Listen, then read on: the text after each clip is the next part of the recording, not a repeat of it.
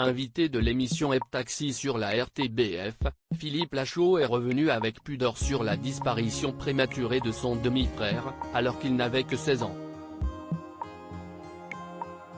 Un décès qui a forgé son caractère.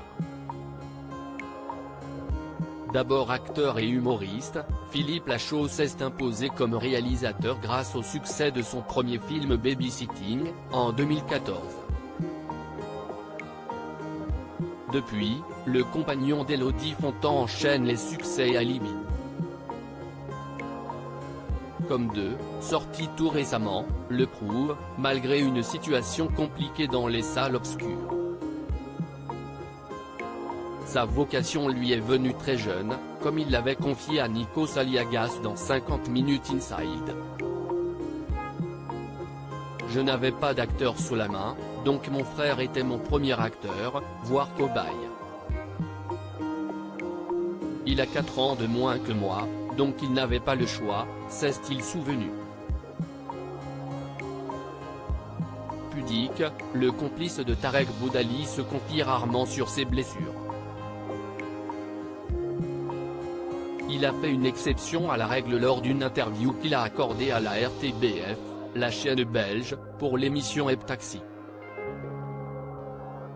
Un décès qui lui a donné envie de rendre ses parents heureux. Philippe Lachaud a ainsi évoqué la disparition de son demi-frère.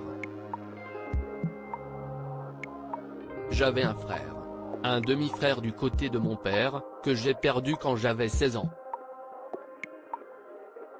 Ça marque forcément et ça donne aussi des contre-exemples, a-t-il commencé. Avant de nous dire un peu plus sur le décès de celui-ci. Il était perdu dans les côtés obscurs des produits illicites, on va dire. Je l'ai perdu d'une overdose, a-t-il expliqué. Cette disparition n'est, selon lui, pas étrangère à sa vocation.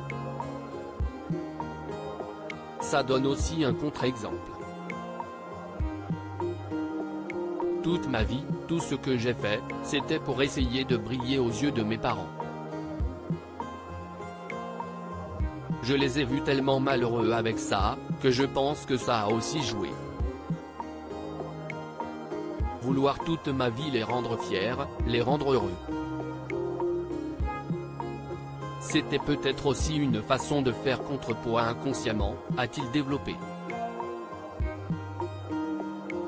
Une chanson lui avait rappelé la disparition de son demi-frère. Ce n'est pas la première fois que Philippe Lachaud parle de la disparition de son demi-frère.